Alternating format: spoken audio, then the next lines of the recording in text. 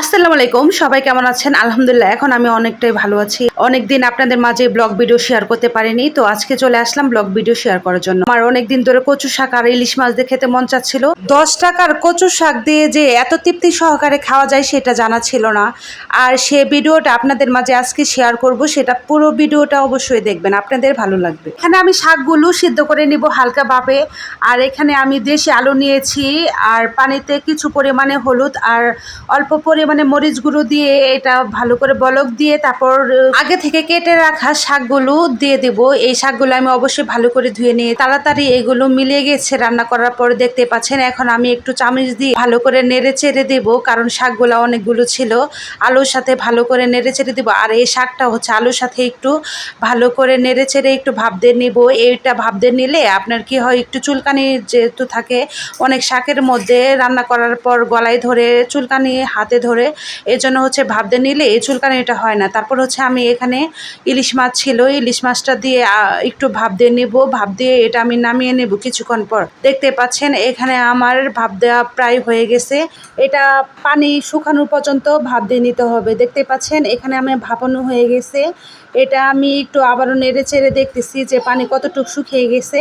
তারপর হচ্ছে এটা আমি নামিয়ে নেব। কচু শাকটাও অনেক পারফেক্টভাবে ভাপ দেওয়া হয়ে গেছে। আমি নামিয়ে নিয়ে এখানে আমি রান্না করতে চলে যাব। কচু শাক কার কার প্রিয় অবশ্যই বলবেন। এখানে পরিমাণ মতো রান্না তেল আর পেঁয়াজ কুচি দিয়ে রেগুলার মশলা, হলুদ গুঁড়া, মরিচ গুঁড়া সবকিছু দিয়ে এটা আমি কষিয়ে নিয়েছি। এগুলো কষানো হয়ে গেলে এখন আমি আগে থেকে এই ভাপ দিয়ে রাখা কচু শাকগুলো আর মাছগুলো দিয়ে দেব।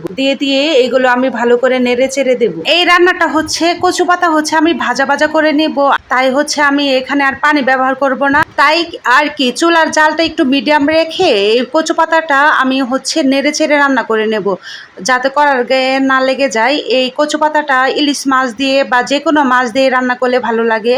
যেহেতু ইলিশ মাছ দিয়ে রান্না করলে বেশি ভালো লাগে, তাই ইলিশ মাছ দিয়ে আমি রান্না করার চেষ্টা করি। হচ্ছে এখানে আমি জিরা গুঁড়াটা একটু দিয়ে দিলাম, দিয়ে আবারও ভালো করে নেড়ে চেড়ে দিয়ে দিচ্ছি। দেখতে পাচ্ছেন কচু পাতাটা কতটা কালার এসে গেছে। তারপর হচ্ছে আমি 4-5টা কাঁচামরিচ দিয়ে দিব। আমার কাছে মনে হচ্ছিল যে একটু ঝাল কম হবে, এজন্য আপনারা যদি ঝাল একটু কম খান তাহলে কাঁচামরিচটা স্কিপ করতে পারেন। যে কোনো শাক আপনি যদি ঢেকে রান্না করেন তাহলে সবুজ রং ফিরে আসবে আর কি, কালার সুন্দর হবে।